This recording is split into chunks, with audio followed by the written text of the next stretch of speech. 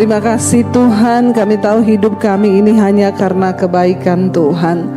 Kami bersyukur kami sudah ada di bulan yang kedua di tahun 2025 ini. Kami tahu semua karena anugerah Tuhan dalam hidup kami. Karena itu Tuhan, hari ini kami ada. Kami datang, kami mau menyatakan kami lebih lagi membutuhkan Tuhan dalam hidup kami. Karena kami tidak dapat hidup sendiri tanpa Tuhan, tanpa tuntunan-Mu dalam hidup kami. Karena itu Bapa berbicara bagi kami hari ini. Sampaikan isi hati-Mu menjadi tuntunan bagi kami. Firman Tuhan menjadi kekuatan di hidup kami. Urapi hamba-Mu yang tidak ada apa-apanya Tuhan. Urapi setiap kami. Kami buka hati bagi firman Tuhan. Mari saudara, dengan sikap hati yang benar engkau berkata kepada Tuhan, Tuhan, kami buka hati, kami buka pikiran, roh, jiwa dan tubuh kami untuk kebenaran firman Tuhan disampaikan. Ajar kami menghormati Tuhan agar firman itu berbuah dan menghasilkan berkat Tuhan di dalam hidup kami. Kami berucap syukur dalam nama Tuhan Yesus. Sama-sama katakan amin, amin. Silakan duduk Bapak Ibu. Shalom. Apa kabarnya hari ini? Luar biasa ya. Iya, tanpa terasa tadi saya duduk di situ dan ya waktu tadi doa persembahan ya Bapak bilang tidak terasa ya kita sudah di tanggal 1 di bulan yang kedua. Ingat pertama kali memasuki 2025 banyak sekali prediksi yang menakutkan dan banyak orang takut, tapi tanpa kita sadari sudah lalu 1 bulan, amin. Ya, itu karena kebaikan Tuhan dan kita memasuki sekarang di bulan yang kedua.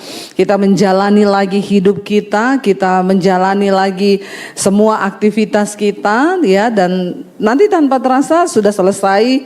Apalagi kalau bulan Februari itu kan ya rasanya cepat, nanti udah gitu Maret ya. Jadi jalani aja, tetapi bukan hanya menjalani saja tanpa arah, tanpa tujuan. Tentunya kita juga semakin mau, semakin hari kita semakin giat dengan Tuhan, semakin mengejar perkenanan Tuhan saudara. Karena kita tahu bersama bahwa ya hari-hari ini adalah kita ada di hari-hari yang terakhir mempersiapkan diri untuk menjadi mempelai Kristus.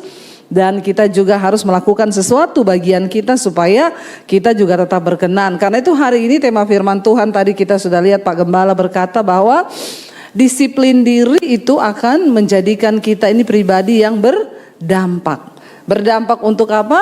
Yang pertama tentu untuk diri sendiri, yang kedua untuk ya orang lain, yang paling utama adalah untuk Tuhan.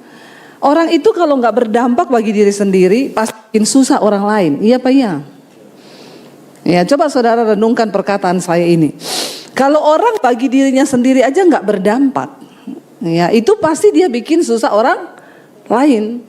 Sebaliknya orang yang bagi dirinya sendiri dia sudah berdampak, maka dia akan meringankan beban orang lain. Kalau kau sebagai anak hidupmu berdampak, saya bilang sama anak saya, kalau kau hidup berdampak bagi dirimu sendiri, itu setidaknya kau tidak akan menyusahkan orang lain. Ya kita juga kan jengkel kalau lihat anak bangun pegang HP terus sehari-harian lalu gak melakukan sesuatu. Saya selalu ingetin, nasihatin anak-anak saya, coba kamu renungkan hari ini dampak apa yang sudah kamu lakukan untuk dirimu dan bagi orang lain. Iya gak Bapak Ibu? Ya saya selalu bilang sama anak saya, Mami sampai jam segini Mami sudah masak tadi pagi, kamu satu rumah udah makan. Itu dampak yang Mami beri buat kamu. Mami udah urus tanaman, Mami udah nyapu, udah ngepel. Setidaknya kamu lihat rumah yang bagus, ya itu karena Mami ini mau berdampak. Nah kamu sebagai anak, apa yang sudah kamu lakukan? Bapak Ibu, mari di hari-hari ini kita jangan hanya menjalani hidup, tapi kita semua mau berubah agar hidup kita ini berdampak. Karena kalau orang itu hidupnya nggak berdampak malah bikin susah orang lain, ya terus ngapain lu hidup gitu ya? Ya Pak ya saudara, ya kok hidup cuma bikin susah orang. Suami kalau nggak berdampak bagi dirinya sendiri, maka dia pasti akan merepotkan istri dan anaknya. Anak kalau nggak berdampak buat dirinya sendiri, dia nyusahin orang tua. Istri kalau nggak berdampak buat dirinya sendiri, maka dia akan pasti nyusahin suami dan anaknya. Itu aja saudara. Nah kita ini menjadi Kristen, apakah kita sudah berdampak hidup kita? Ya bagi diri kita dulu aja, dan juga bagi orang lain. Baru kita bicara bagi Tuhan. Karena kalau kau sudah merasa berdampak bagi Tuhan, pada orang lain gak lihat dampakmu, omong kosong kan itu.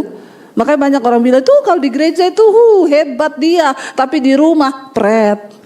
Maka Alkitab berkata, kalau ada seorang merasa dia berarti, padahal dia gak berarti apa-apa, kamu GR, kamu menipu dirimu sendiri. Ya, kenapa saya bilang tadi kita berdampak dulu bagi diri kita, bagi orang lain, baru kita bisa bagi Tuhan. Ya, karena kalau buat diri kita, buat orang lain gak berdampak, tapi kita merasa kita pelayanan hebat, ya minggu kita khotbah, kita main musik, padahal hidup kita tuh aduh ya sorry aja ya.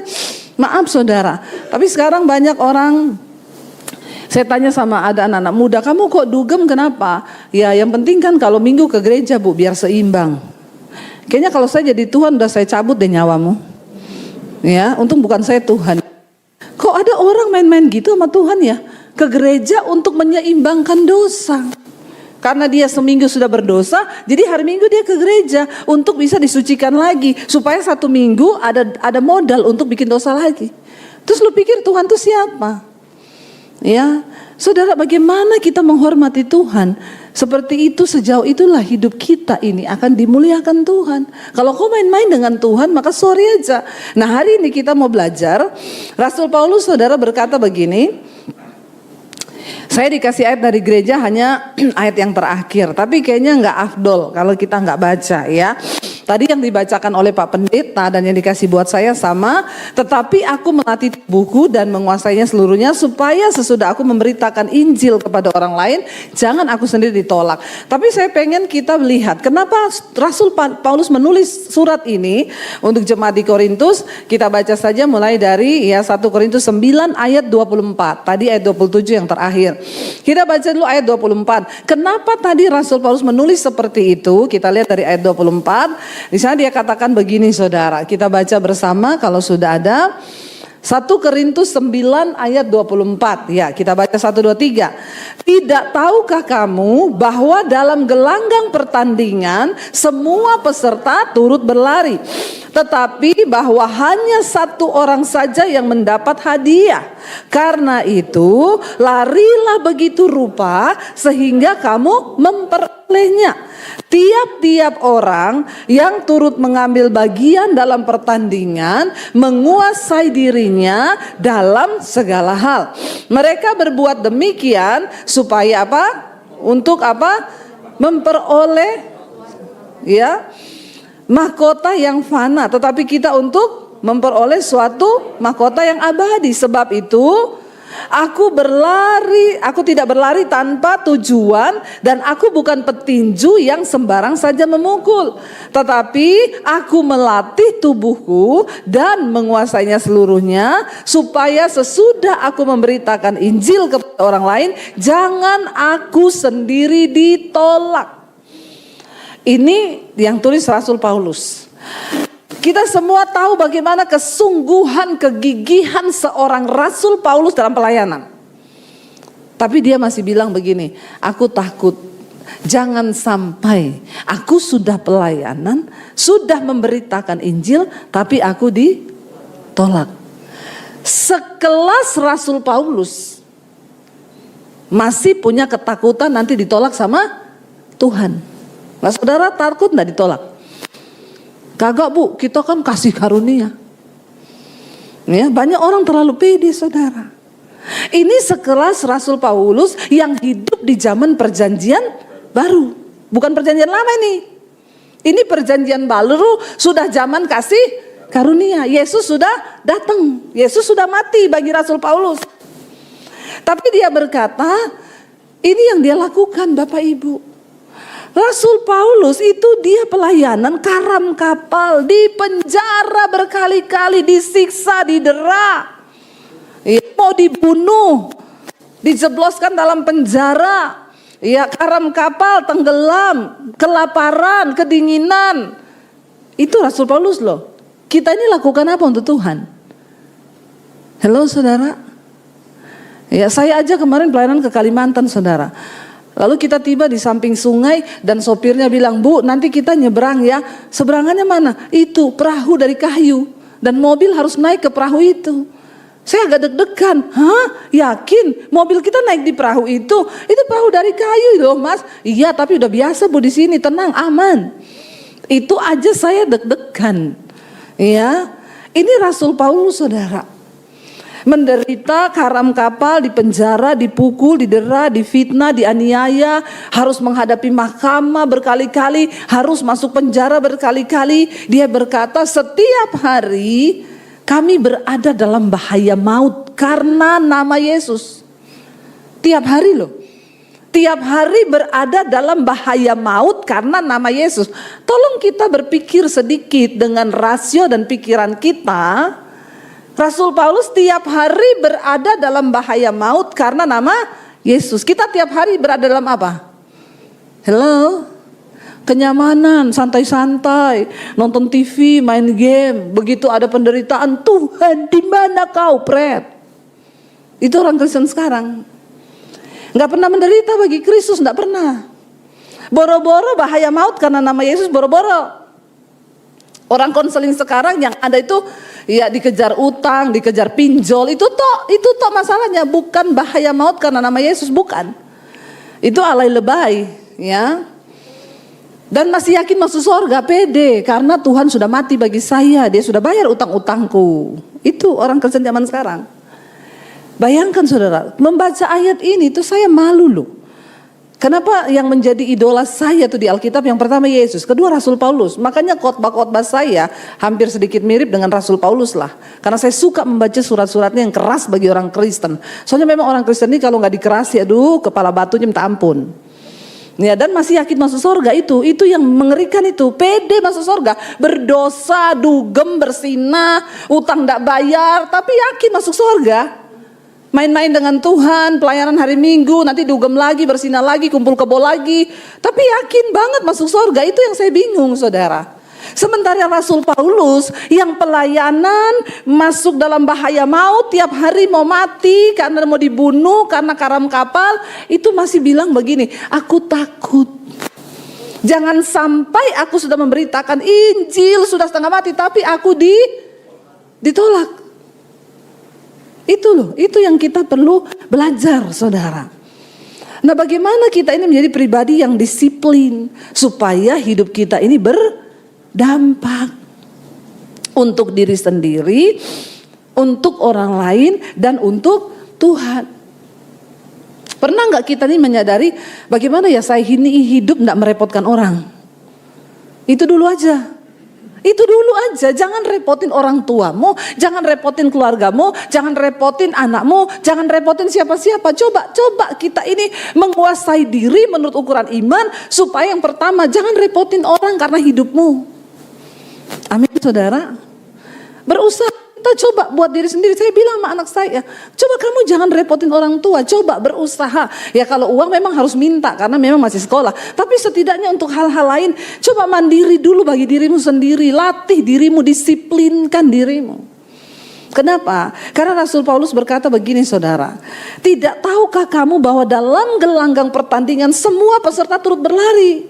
Waktu kita berkata kita percaya Yesus, kita ini ada dalam gelanggang pertandingan. Saudara mau atau tidak, saudara setuju atau tidak, saudara harus berlari. Karena engkau sudah masuk dalam gelanggang pertandingan. Jangan santai dengan hidupmu, jangan santai dengan imanmu. Berlari untuk yang pertama untuk apa? Kendalikan dirimu sendiri. Ubah hidupmu sendiri. Supaya Rasul Paulus bilang apa? Karena mereka itu yang di dalam pertandingan itu, mereka berlari, tapi hanya satu orang yang dapat hadiah. Untuk memperoleh hadiah, kita ini juga berlari dalam iman untuk kita ini memperoleh mahkota yang abadi. Kalau untuk mengejar hadiah mahkota yang sementara aja orang berlari begitu rupa, apalagi kita ini yang untuk memperoleh mahkota yang abadi, harusnya lebih lagi saudara. Karena pernahkah saudara-saudari bahwa kita ini di hidup ini kita harus sukses. Yang pertama sukses di dunia ini, yang kedua sukses sampai pada kekekalan. Kalau cuma buat sukses di dunia ini ngapain? Kau kaya di dunia, tapi kau binasa, buat apa? Bukan itu tujuan Tuhan. Karena itu kekayaan bukan tujuan kita. Kekayaan rohani itu yang menjadi tujuan akhir kita. Kalau kita mengejar kekayaan rohani, maka kita sukses di dunia dan juga sukses sampai kekekalan, sampai Tuhan datang. Apakah kita cuma mau kaya di dunia ini aja? Lalu kau setelah mati urusan matilah. Hello saudara, kita ini hidup untuk mempersiapkan kematian. Karena kehidupan yang sesungguhnya bukan di dunia ini, tapi kehidupan yang sesungguhnya setelah kita mati, itu yang kekal dan abadi. Yang di dunia ini kita akan tinggalkan semua. Ya, waktu kita mati pun orang akan lupa kita kok. Nggak lama pasti, paling 1 hari 2 hari masih nangis lah ya. Kalau suaminya mati, istrinya nangis ya. Istri nangis biasa sampai bertahun-tahun, itu masih nangis ingat suami. Tapi kalau istrinya mati, paling suaminya nangis ya 1 bulan toh, abis itu udah dapat yang baru. Ya, iya nggak saudara ya. Maka istrinya bilang sama suaminya, Pak, aku nanti kalau mati cuma 2 permintaanku. Iya ma, apa ma? Yang pertama ya urus anak-anak. Oh oke ma. Yang kedua, kamu boleh nikah lagi. Ya kalau kuburan saya sudah kering. Iya terus, ya. Dan jangan lupa tiap hari siram kuburan saya. Berarti enggak nikah-nikah, enggak boleh nikah lagi ya. Jadi kalau kita mati, orang ya lupa saudara, segala kesuksesan yang kau bangun, jerih payahmu yang kau buat tiap hari, kau mati-matian kejar harta dunia. Waktu kau mati, orang cuma akan ingat tuh paling sebulan. Ya setelah itu kamu akan dilupakan, karena Alkitab bilang orang kalau sudah mati ya dia tidak ada lagi. Kenangan akan hidupnya pun akan dilupakan orang. Enggak ada orang mati itu diingat terus saudara. Enggak ada, ya, enggak ada. Suami istri pun ya pasti cuma ingat, aduh istri saya atau suami saya dulu. Tapi setelah itu udah, enggak tiap hari dia akan nangis dan akan ingat terus dirimu, kagak. Karena di dunia ini enggak ada yang abadi. Makanya jangan terlalu mengejar sesuatu yang duniawi sampai kau habiskan energimu. Karena ingat loh, ya satu saat kalau kita mati saudara, kita ini akan menuju satu kehidupan yang lebih pasti, yang dalam kekekalan. Dan itu harus kita pikirkan mulai dari hari ini. Ya ada orang gak pernah bisa stop mengejar keinginan dunia sampai tiba-tiba Tuhan yang stop jantungnya. Ya dan tiba-tiba mati dan akhirnya dia lupa, aduh saya ini ternyata menghabiskan waktu selama ini bukan untuk memikirkan sesuatu yang kekal. Ayo berlari begitu rupa, kata Rasul Paulus, ya mereka itu berlari begitu rupa untuk memperoleh mahkota yang fana. Tapi kita ini untuk memperoleh mahkota yang abadi. Tiap-tiap orang yang turut mengambil bagian dalam pertandingan, yang pertama menguasai dirinya dalam segala hal. Mereka berbuat demikian untuk memperoleh mahkota yang fana, tetapi kita untuk memperoleh mahkota yang abadi. Kalau untuk mahkota yang fana saja orang menguasai diri dalam segala hal, apalagi untuk mahkota yang abadi. Lebih lagi kita harus menguasai diri dalam segala hal. Ya dalam kedagingan kita, emosi kita, kemarahan kita, sikap hati kita, cara berpikir kita harus menguasai diri saudara. Dan itu diperlukan kedisiplinan yang begitu luar biasa. Yang aduh aku ini kok pemarah ya, dalam nama Yesus aku tidak mau marah-marah. Ya dan kita mulai melatih diri kita. Aduh saya ini kok tukang bersinah ya, dalam nama Yesus aku nggak mau lagi. Aduh saya ini kok masih merokok ya, dalam nama Yesus aku pasti bisa. Lalu kau mulai fokus dengan hal itu, latih terus dirimu. Karena ada mahkota yang abadi yang menanti kita. Itu orang olahragawan saudara, dia cuma dapat piala yang fana loh. Tapi disuruh berhenti rokok, berhenti mereka. Langsung suruh berhenti. Kamu kalau mau jadi atlet basket, atlet bola, enggak boleh merokok. Iya berhenti. Latihan ya bangun jam 5 pagi ya. Itu pesepak bola siapa ya, Ronaldo ya kalau nggak salah, saya lihat kan ada hidupnya di Instagram dibagikan ya.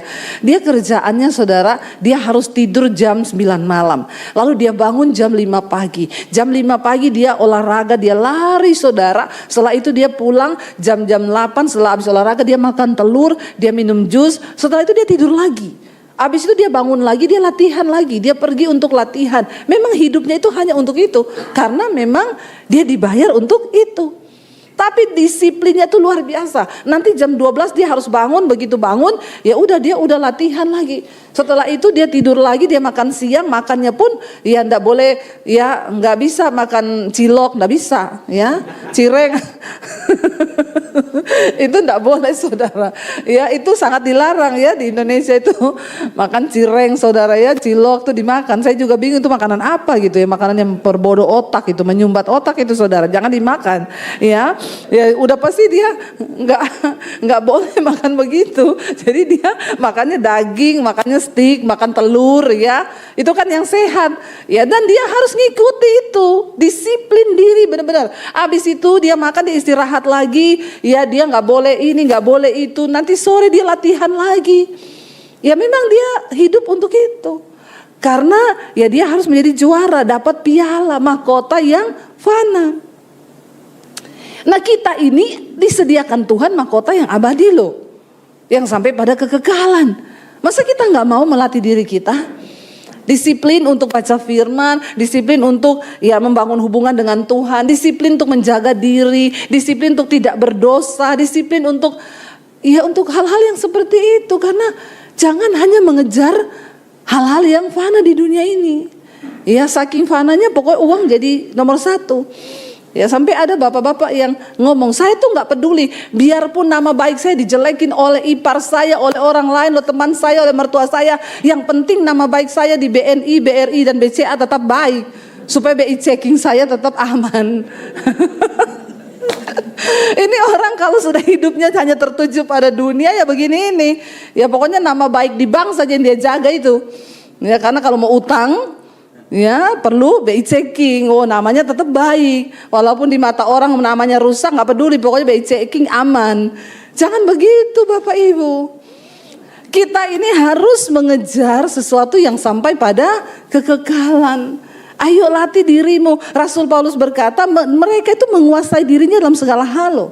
Mereka berbuat demikian untuk peroleh mahkota yang fana, tetapi kita untuk memperoleh satu mahkota yang abadi. Karena itu kata Rasul Paulus, aku tidak mau berlari tanpa tujuan. Ya, dan aku juga bukan petinju yang sembarangan saja memukul. Saudara pernah ketemu orang ikut lomba lari terus, "Mas, tujuan finishnya di mana?" "Enggak tahu, pokoknya aku lari aja." Itu namanya kau lari dari kenyataan, bukan pelari begitu. Enggak ada orang lari itu enggak tahu tujuan finishnya di mana, pokoknya lari tok. Ada yang begitu? Hati-hati loh, kalau kau lari tanpa tujuan bisa tembus ke rumah janda. Apalagi di bapak-bapak ya. Pernah ada kejadian kan di berita, suaminya tiap pagi lari pagi.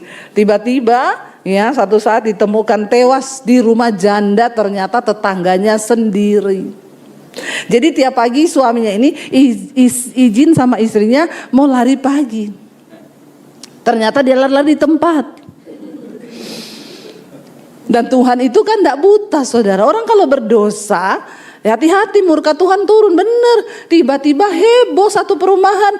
Ya bapak ini kok ditemukan mati dan itu ternyata tetangganya sendiri. Saya tuh baca berita itu lucu ya. Berarti suaminya ini kalau pamit, dadah ma lari pagi dulu jam 5 kan. Dia lari dulu sampai di pojok gang. Istrinya kan lihat dari pagar, hati-hati pak. Abis itu dia balik lagi. Karena tetangganya saudara. Jangan ditiru, ini adegan berbahaya. Hanya boleh dilakukan oleh para ahli saja. Kalau belum ahli jangan coba-coba. Itu ya karena larinya tanpa ada juga sih tujuannya janda sih. Dan mati serangan jantung. Lagi di rumah janda. Soalnya orang tuh kalau selingkuh jantungnya berpacu cepat. Benar saudara, kan takut ketahuan istri tuh. Ya ketemu janda, jantungnya sudah berdegup-degup karena jatuh cinta, ditambah lagi takut ketahuan istri. Pokoknya suami itu kalau mau menjaga jantungnya tetap sehat, ya jangan sembunyi dosa dari istri, apalagi sembunyi uang, kau pasti deg-degan terus juga. Ya, sembunyikan uang dari istri itu gemeteran loh, benar nggak bapak-bapak? Oh enggak ya, di sini karena semua bapak-bapaknya nggak ada yang sembunyiin uang dari istri di sini ya, karena semua terbuka jadi nggak merasakan kali ya. Tapi dalam hati iya banget bu. Jadi saudara sampai di mana tadi nih ya, janda ya. Jadi ini ya berlari ya. Rasul Paulus bilang, aku tidak mau jadi pelari yang berlari tanpa tujuan. Ngapain saudara? Ngapain saya pelayanan kalau pada akhirnya saya ditolak sama Tuhan? Buat apa? Mengapain kalian main musik kalau pada akhirnya kalian tahu hidupmu tuh gak berkenan sama Tuhan? Mending main di black hole sana atau black apa itu, black owl, black apalah, black itu. Ya, mending di sana. Tahu-tahu memang sekalian. Ngapain saya khotbah kalau saya tidak yakin bahwa saya melakukan yang saya khotbahkan, bahwa saya tahu nanti saya masuk surga bersama Tuhan. Ngapain? Rasul Paulus bilang jangan. Ya, jangan berlari tanpa tujuan. Ya itu tadi, nggak ada pelari. Mas, finishnya di mana? Nggak tahu. Pokoknya aku lari aja. Ya nggak ada saudara. Harus ada kepastian. Ini bicara tentang kepastian. Makanya disiplinkan diri kita. Saya kalau khotbah ya untuk saya dulu yang pertama. Saya lakukan enggak ini firman ya. Saya khotbah tentang kepahitan. Lepaskan pengampunan. Kalau saya enggak mengampuni ya ngapain saya khotbah? Ya yang pertama saya mengampuni enggak ya. Kalau saya enggak mau mengampuni ya saya enggak mau khotbah ini nih. Wong saya enggak melakukan kok. Itu yang dimaksud Rasul Paulus, berlari harus ada tujuan. Lalu dia bilang, aku juga bukan petinju yang sembarangan saja memukul. Saudara bayangkan kalau ada petinju, lalu dia latihan tinju, ya lawannya di sini, dia pukulnya di sini.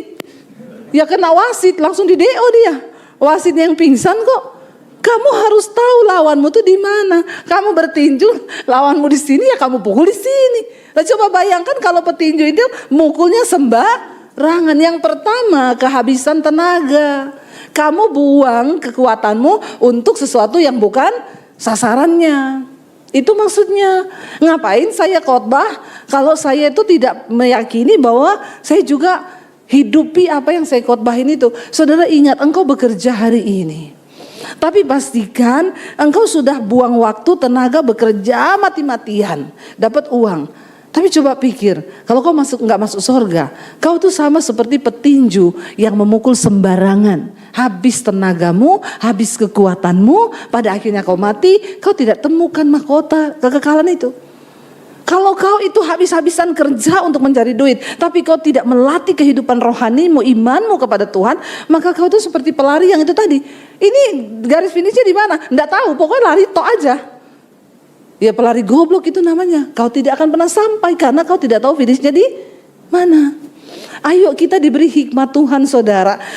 Dia bilang bukan petinju yang sembarangan memukul. Kau pukul gak kena sasaran. Yang pertama ya belum dipukul kau udah pingsan. Karena tenagamu udah habis. Pukulanmu tuh tidak tepat, gak kena sasaran. Lalu karena itu dia bilang apa? Tetapi aku melatih tubuhku dan menguasainya seluruhnya. Supaya sesudah aku memberitakan Injil kepada orang lain, jangan aku sendiri ditolak.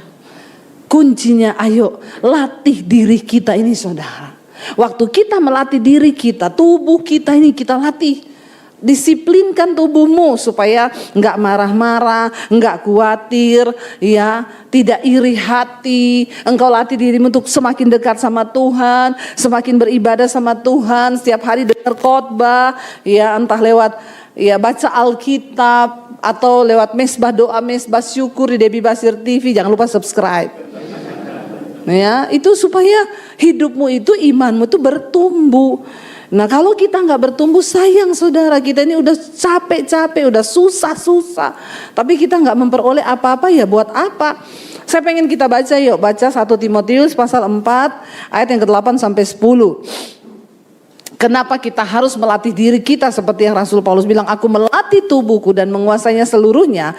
1 Timotius 4 ayat yang ke-8 sampai dengan ayatnya yang ke-10 saudara. Kita baca bersama, kita lihat di sana firman Tuhan berkata apa?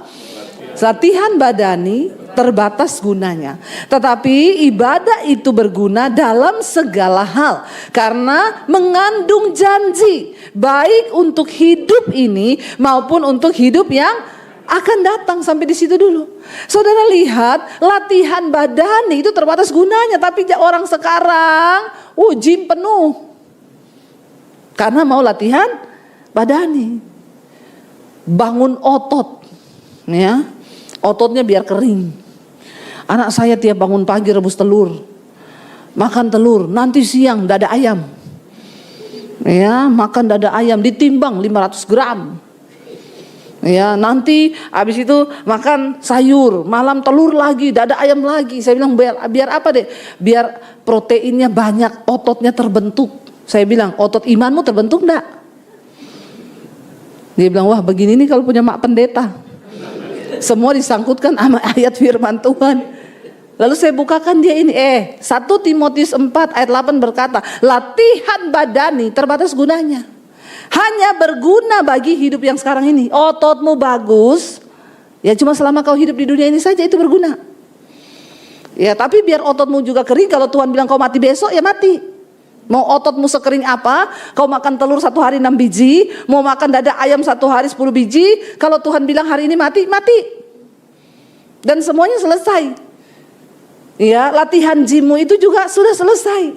Tapi kalau engkau melatih diri untuk beribadah, ibadah itu mengandung janji.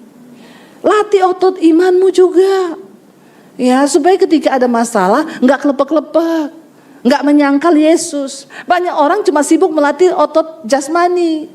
Ya, udah latih otot juga nggak berguna. Saya bilang kalau kau latih otot tuh biar kuat, latih otot angkat galon sana. Nah itu baru berguna hidupmu. Biar kau latih otot tapi kau di rumah nggak berguna, ngapain? Nggak usah aja. Yang penting hidupmu itu berguna, berdampak. Ya, pakai ototmu itu untuk menjadi berkat. Tapi jangan cuma latihan otot. Heran sekarang itu saudara. Maka gym menjamur di mana-mana, bagus, bagus. Kalau latihan otot itu bagus, tapi ingat latihan badani terbatas, cuma berguna selama kau hidup di dunia ini. Latihan badani. Tapi setelah kau tinggalkan dunia ini, nggak ada lagi tuh dampak kau nge-gym itu, nggak ada di sana. Ya karena di surga nggak ada Osborn. Ya nggak ada, ya nggak ada. Kau tidak akan dapati lagi di sana. Karena kalau mati sudah tubuh jasmani itu busuk jadi tanah. Ototmu itu busuk jadi tanah. Tapi manusia rohanimu, imanmu, manusia rohmu itu yang kembali ke sana. Tetapi latihan dikatakan itu latihan rohani. Ibadah itu berguna dalam segala hal. Karena apa? Mengandung janji. Baik untuk hidup ini maupun juga untuk hidup yang akan datang. Kalau kita melatih diri, mendisiplinkan diri seperti Rasul Paulus tadi bilang, menguasai diri dalam segala hal, itu berguna. Yang pertama untuk kita hidup di dunia ini, kita diberkati Tuhan karena hidupmu berkenan. Yang kedua itu juga berguna sampai hidup yang akan datang. Waktu kau mati tinggalkan dunia ini, semua latihan rohani itu kau bawa itu bekal sampai pada kekekalanmu. Sebab ibadah itu mengandung janji baik untuk hidup yang sekarang maupun sampai hidup yang akan datang. Amin saudara. Jangan cuma mencintai hal-hal yang duniawi saja, yang jasmani saja, dan kita melupakan hal-hal yang rohani. Ya saya di rumah itu saya treadmill 1 hari 30 menit saudara. Kalau lagi di Jakarta, lagunya apa? Saya putar tuh di YouTube non-stop 90 menit lagu hanya dekat Allah saja kami lakukan perkara yang besar. Latihan jasmani dapat, rohani juga dapat. Saya sambil nyanyi, sambil saya imani semua kata-katanya. Ya hanya dekat Allah saja aku tenang. Nasihat jasmani dan rohani. Lah kalau saudara cuma bangun yang jasmani terus, rohanimu tidak, buat apa? Cuma untuk berguna untuk hidup ini, tapi kau binasa. Tapi ibadah itu mengandung janji. Waktu kita melatih tubuh kita ini menguasai seluruhnya sesuai dengan firman Tuhan, itu mengandung janji sampai hidup yang kekal. Saya tuh heran sekarang saudara, anak-anak muda suka dugem. Heran ya saudara, heran loh. Aduh duit aja pas-pasan lo, tiap hari lo makan Indomie di rumah. Tapi bisa loh, ya nabung ya untuk bisa sekali booking tempat 4,5 juta. Mereka ini satu grup. Maaf ya, untuk makan aja lu susah. Terus lu dugem gitu, hello, otakmu di mana? Kita ngomong aja begitu. Ya, kok aneh loh saudara. Dan itu banyak menjamur sekarang. Bahkan sekarang kemarin yang kasus kematian di Glodok itu yang lagi dugem, ya, anak saya tuh jadi share-share lah di grupnya teman-teman. Jadi anak saya bilang, iya ya ngeri juga ya lihat akhirnya mereka mati nggak temukan jalan keluar, mati terpanggang begitu. Terus guys, ya menurut kalian di mana? Di grup WA nih, teman-temannya dia balas gini, ya gampang, kita kalau mau dugem harus pastikan dulu itu aliran listriknya bener, ya terus itu dugemnya jangan yang udah gedung lama begitu. Langsung anak saya bilang, ya udah gua tinggal tidur aja. Kalau udah kayak itu nggak nyambung ngomongnya. Bahkan udah melihat kayak gitu pun, nggak tersentuh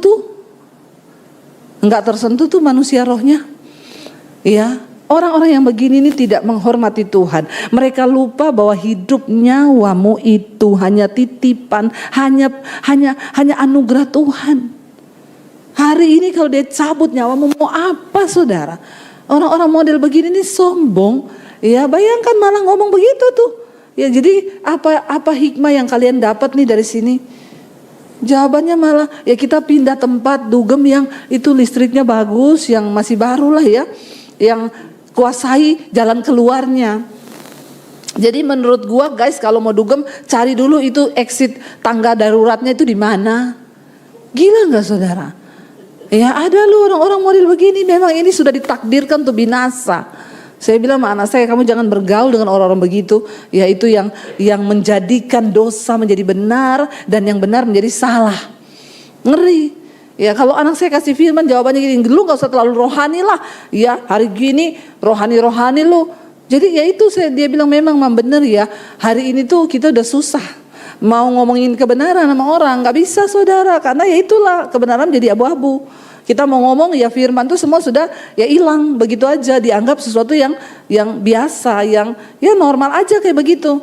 Tapi saya mau bilang ingat ya, Tuhan tahu loh membedakan waktu kau hidup menghormati Tuhan, ya karena kita tahu bahwa ibadah itu mengandung janji sampai hidup yang akan datang. Dan Rasul Paulus berkata begini, lanjut, perkataan ini benar dan patut diterima sepenuhnya.